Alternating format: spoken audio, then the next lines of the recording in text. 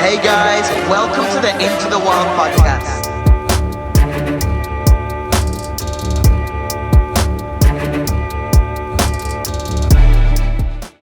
Hey guys, we're back. We're back. Back and better than ever. Back and better than ever. How you doing, bud? Doing good. I love your fit. Hey. Shoes? You want to show off the shoes? Come on, lift those things up. A little New Balance. Little New Balance. Come on. You know, I was never a fan of New Balance because back in the day when I was growing up, They weren't it. Oh, they weren't it. They weren't it. It was like the old 70-year-old grandmother and grandpa that would wear New Balances. But now it's like the thing. Yeah, they're making a comeback, and it's kind of interesting. I see individuals wanting to get New Balances even more than some Dunks. And they're they're more expensive. They're more now. Doesn't make sense. The comfort level, it's there. Legit. Over Dunks, 110%. There's also what is it? Asics? You say Asics? I say Asics. You say I say Asics. Asics, yeah. It's like my dad's like lawn mowing shoes. Yeah. But I see a lot more individuals wearing those too. It's so weird. Oh gosh. I don't get it. No, I'm a fan. What's your favorite tennis shoes? I don't know if I have a favorite tennis shoe. I mean, I wear Air Forces more. You do. More. I mean, I got them on right now. Right Don't look now. at them. I'm embarrassed. In high school, Yeah. I want you to take a guess. Oh. What shoe? I mean, I wore these shoes religiously. Oh my gosh. Religiously with any outfit. With any outfit? With any outfit. They did. I don't think they always matched, but I wore them almost every day of the week. God. I had 3 pairs of them. Oh, 3. Okay. If it's 3 pairs, It's 3 pairs. That's an investment, bro. Oh yeah. That's yeah, like yeah. It was bad. You spent your bad. Christmas money. I did. It was literally like my first job. Like when I got my first paycheck, I got a brand new pair of these shoes.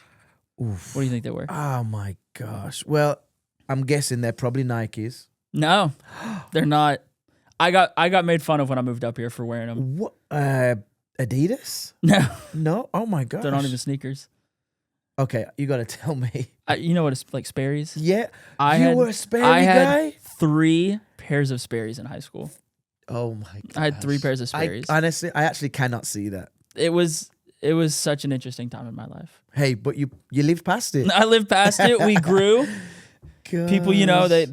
they made fun of me enough to where I changed my style. And Was this in high school or yeah, it was high school. high school? Mhm. You know, while you're talking about high school, I was thinking the other day, can we share a maybe embarrassing story from high school or middle school? And because I saw something happen that was super embarrassing in our youth group this Oh, week. boy. And I'm not going can't to say wait. who it is. I'm not even going to tell Off camera. off camera, but it was hilarious. But maybe I'll tell you. So it was a student that was trying to, I think he had a crush.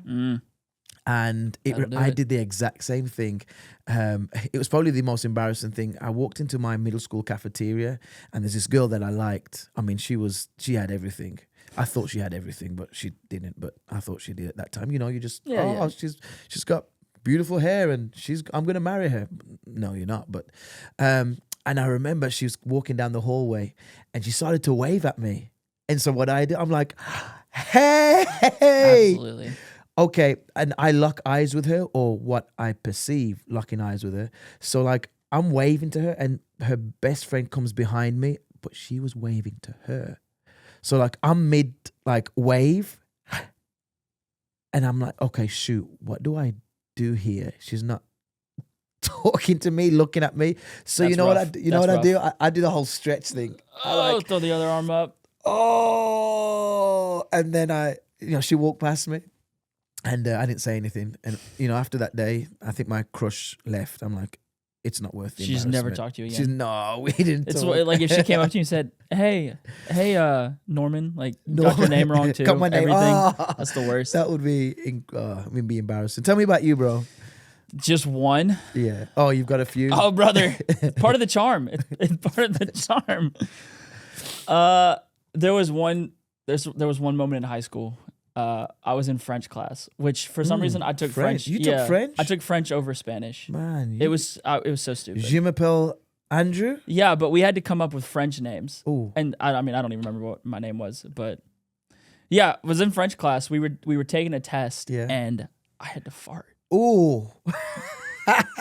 And I thought it was gonna be one of those really like silent ones that are like nobody notices. Oh, when those happen, those are the best. Oh yeah.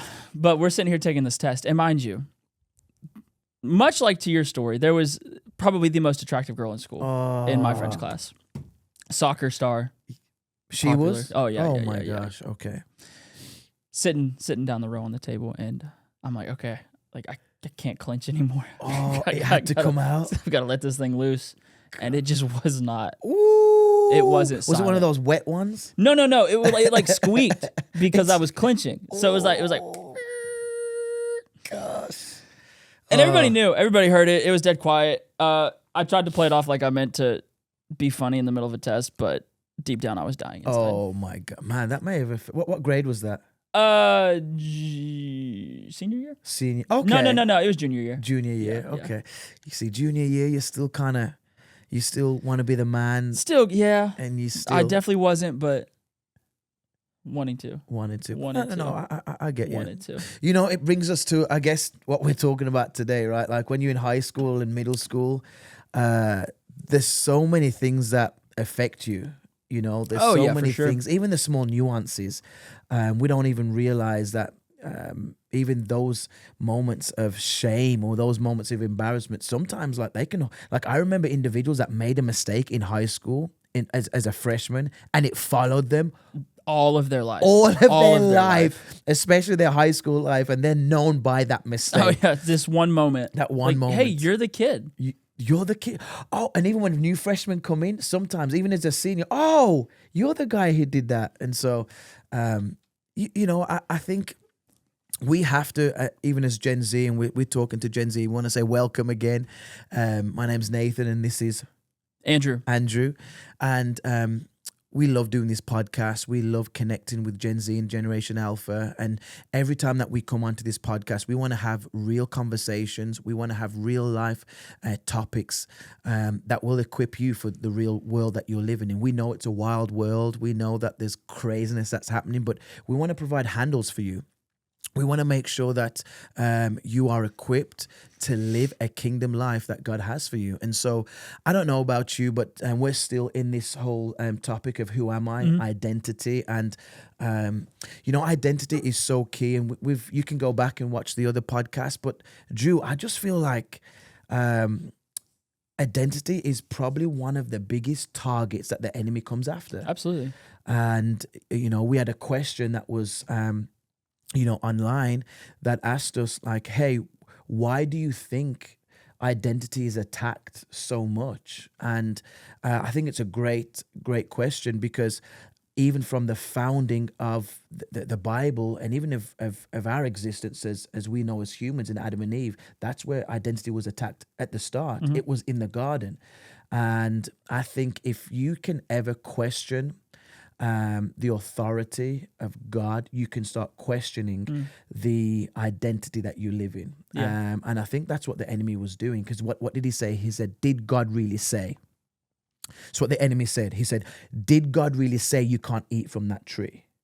And the reality, yes, God did say, but if you put a question over the authority of God, then everything in life becomes fluid. And so, I think as we continue to have this conversation, let me ask you, because here's the deal. We live in a world that says, find yourself. Right. We live in a world that says, not just find yourself, but like figure out who you are. Yeah. Let culture dictate who you are. Let music dictate who you are. Let, express yourself. Define your own identity. I don't know, even just you can probably speak to that, but even growing up, and even right now, do you sense that permeating through the atmosphere? Like, just be your own God in a way. Oh, absolutely. And, we've mentioned on the last couple episodes that we've done just some of the pressures and some of the voices and the opinions that play into it. And again, I think social media has definitely amplified these voices. And I think, right now we can pull up our phone and have access to 1,000 different opinions, 1,000 different beliefs, 1,000 different, societal pressures that are trying to define you or speak over your life and your future. And, as a middle schooler who has to live with that, as a high schooler who has to live with that, it's not easy. I couldn't imagine, and I grew up in it to a lesser extent, I guess. But I mean, it's gotten, again, so much more expansive recently. Yeah. And yeah, I think you're on it. And, you know, we've had this conversation the last couple weeks just about why it's important to know your identity, why it's important to have your identity focused and centered and built on the right truths, the right principles, the right voices. And it's hard right now. You know, I think it boils down to three questions, I would say, quintessential questions. And that is, you know, who am I? Absolutely. Why am I here? And what is my worth? I think if we as a Generation Z, Generation Alpha, can start to understand, you know, those three questions, like, why am I here? Why did God put me on this planet? I think the biggest thing that we wrestle with, Drew, even just processing out loud, I mean, we do youth ministry, and is, what's my worth? Absolutely. Where does my worth come from? Because even growing up, I did feel like my worth came from my identity in playing soccer. Absolutely. My identity may have come from dating the most popular girl in school.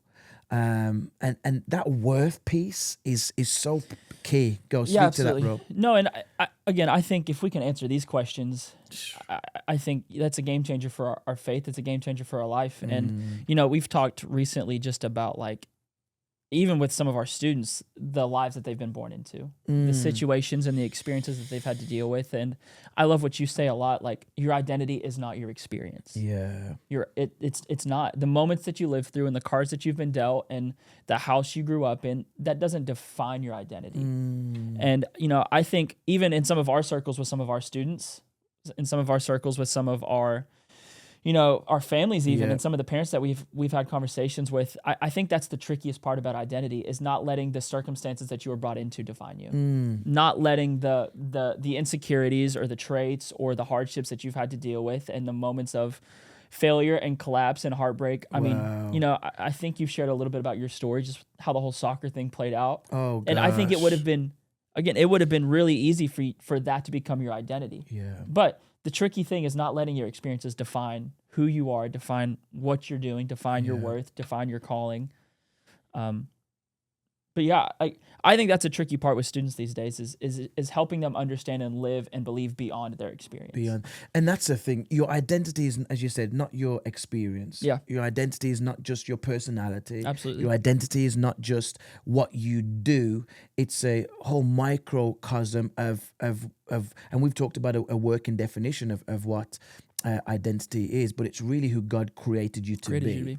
And it's who God's, because and if you don't, and we've said this before, if you don't read the word of God daily, if you don't allow God to speak into who you are and who your identity is, the world will fill it in. The world will tell you who you are. The world will push you into another realm. The world will say, you're not fearfully and wonderfully made. The world will say, you know, just live. I've heard this before. Just live your best life. Live it up now. But that's what the word of God says. Like, you know, I've got to carry my cross daily. Like, my life is actually not my own. That's what Jesus said, right? He said, not my will, but your will be done. And so we have to realize that this is not just about fulfilling our desire, but it's about fulfilling a design. We were created for a reason. And I think, you know, I don't know if you want to speak to the design part, but, you know, even the Imago Dei, you know, means you were specifically created for such a time as this. And that it actually means God's thumbprint was on you. So it actually means that there's no other Andrew Lauffer. No. There's no other Nathan Brown.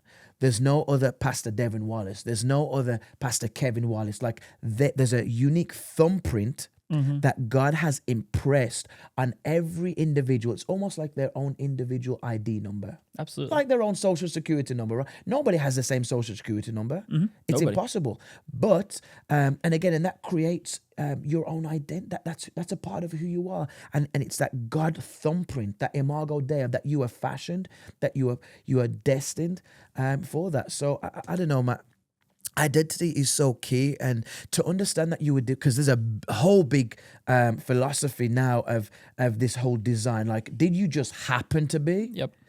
Or were you strategically designed? Now, Jeremiah says that you were formed in your mother's womb, that you were knitted together. You know that word knitted actually means, in its original text, that means intricately created. That's the gospel. Like we're not here by accident. No. We were intricately designed. And I love the question that was asked, like, why would God create us so intricately? Because he loves us. I mean, think about this. I'm a father, Drew. Yeah. And I wonder, could I, as a father, give my daughter or my son and allow them to die for the sins of others? That's a love I know not of. Yeah.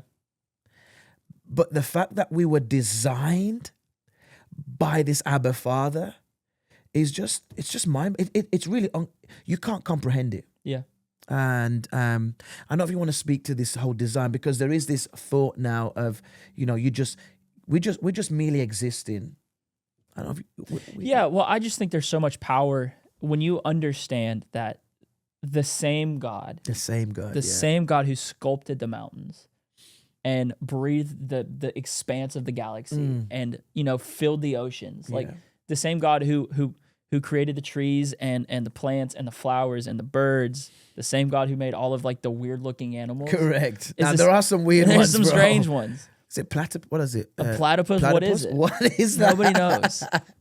But the same God that like formed all of those things sat down and intentionally wired and orchestrated and designed to again, to use that word, every detail and fabric of our life. Like to me, that is mind blowing. And you want to talk about the uniqueness of that design? We're the only ones where the Bible specifically says that we are formed in His image. And I just think that there's so much value. I think that there's so much worth when you catch that revelation. I think it cures all of your insecurities and all of your thoughts and doubts and lies of questioning your worth and who you are. And it allows us to lean in to the differences that we have. Absolutely. Because there's a place for it. There's a place for it. I can look at the things that separate the both of us, the major things and the minor things. Yep. And I can recognize now that there is so much worth in even the little things that make us different. Even the things that we often try to disguise or dress up or change to fit into a mold. Like that's actually not, again, to use the word, that's not how we were designed. No. That's not how we were formatted. That's not how we're created to operate. And I think if we can help young people, if we can ourselves understand that every single detail of our life has been designed on purpose, what kind of freedom does that bring to our minds? Gosh. What kind of freedom does that bring to our future to know that, hey, whatever God has called you to, even if 1,000 other people are doing the same thing, there's going to be a different flavor because it's you. Because it's you. And that's where Psalms, I think it's 139, says that you are fearfully and wonderfully made. Yeah. Like that is absolutely incredible. Like fearfully. And that means, that word fearfully, again, going back into the original text, it actually means reverently. It actually means like this wasn't just something that was a microwave thing. No. It was, I took time to articulate, to fashion, to think through. Like this creation, it's an intentional design. It's a thoughtful design. Yeah. And so every difference, you're right, because sometimes we can look at the mirror. Let's just talk about it. Yeah. We can look at the mirror and look at ourselves and like, oh crap, that's different than all of my other friends. But what about if we can look at that and say, that's my gift. That's what actually makes me unique. So again, an individual that may speak a different language, it's okay. Sometimes you may feel ostracized, but that's actually what makes you impactful for the kingdom. Your different color, your skin tone. Yep. You know what? It actually makes you a catalyst for the kingdom. It's a part of your gift. Yeah. Somebody that here's the deal. I mean, we have to deal with a lot, but there's maybe even you're a different body type, or you're tall or you're short or whatever it may be. But like God created all you. of it's on purpose. All of it's on purpose. You've been fashioned, and so I love this conversation because the more that we can start to adopt the reflection of who God is in us, because that's what you just said. We are Imago Dei. We are a reflection of God. Yeah. It means that when people see us, they see God. That is insane. Think about it. So when I see somebody, or when somebody sees you, they see a fraction or a portion of God, because he said he created man in his own image. And isn't that a thought that if you don't actually lean into your uniqueness, you kind of disorient the image that God has given you? Like, we want to talk about displaying and expressing Christ in all that we do. Like, if we are made in his image, if we so often try to change how he's wired us, change how he's created us, change how he's designed us, like, that image gets a little disoriented. And it gets a little phasey, and you can't really tell what it is. And so I even think that's a powerful thought where, hey, if you want to display Christ, if you want to display the image of God's workmanship, lean into who he's created you to be. Wow. Lean into even because, some people may have OCD, some people, but you know what? I know a few individuals that have OCD, but now it's actually their gifting. Yeah. And now they're phenomenal administrators, or now they're doing things for amazing for the kid, or they're running a Fortune 500 company. Like, your gift and how God made you, it will propel you into your destiny. Absolutely. Because we are called for good works.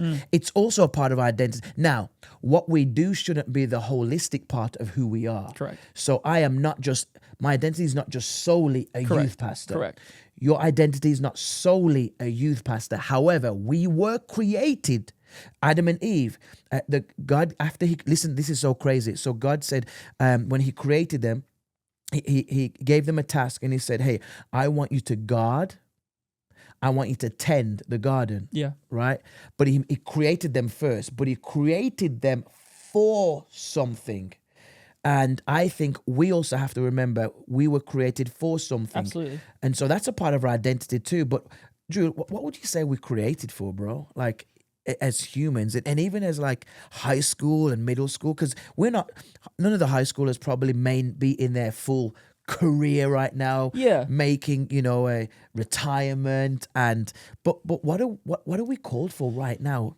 Yeah, well, I tell people that I think there's two different expressions of that. I think there is a calling on every person's life, and it's all pretty much the same thing. And there was this quote that I heard I think it's from the Westminster organization or something. Yeah.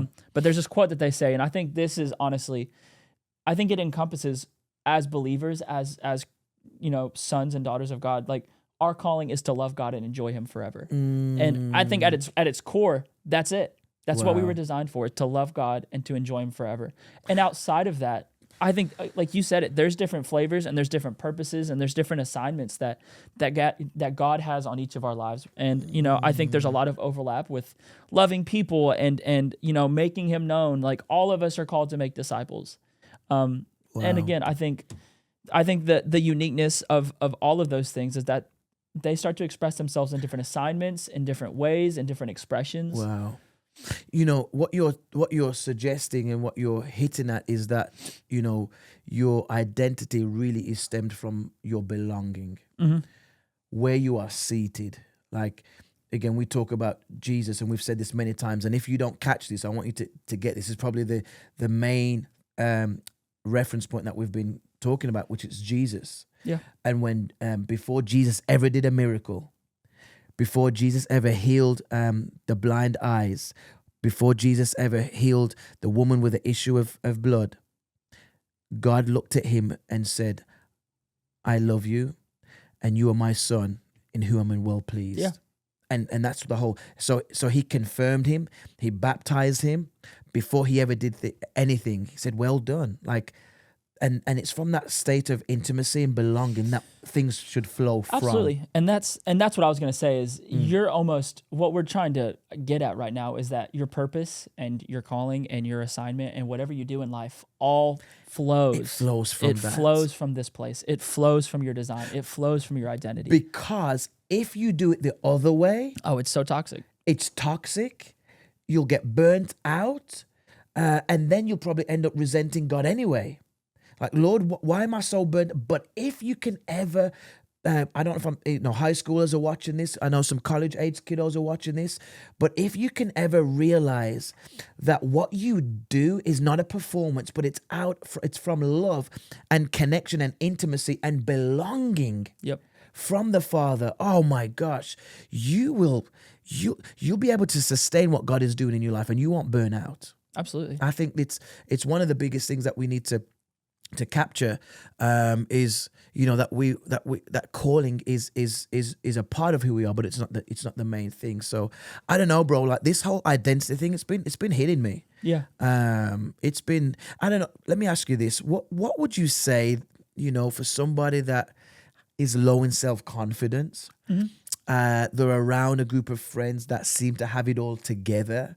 They are, again, lacking in confidence. What would you say to them that could help them, give a little bit of handles of like, how can I be more secure in who I heard you talk about? Yeah. Everything, but how can I be more secure in my identity? So I actually have a quote on my iPad that I use whenever I typically use my iPad to like share or speak or whenever we have services. And there's this quote on my iPad wallpaper that says, "All you have is all you need." And anytime I feel the insecurities creep in, anytime I feel, because the insecurities, they're real. They creep in, and they're present. Especially as you lead, especially the more that you step up into what God has called you to do, whether it be on a football team, whatever it is, soccer team, whatever, whether it be ministry, wherever. You're right. They're gonna whisper, and in moments where I feel that.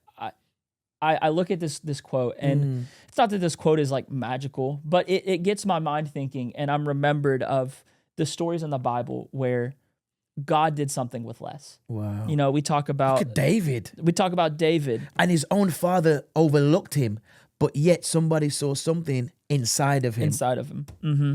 We talk about the story of the loaves and the fish where God multiplied it to feed a multitude. Like, it gets you thinking that I may not feel like I have much to offer.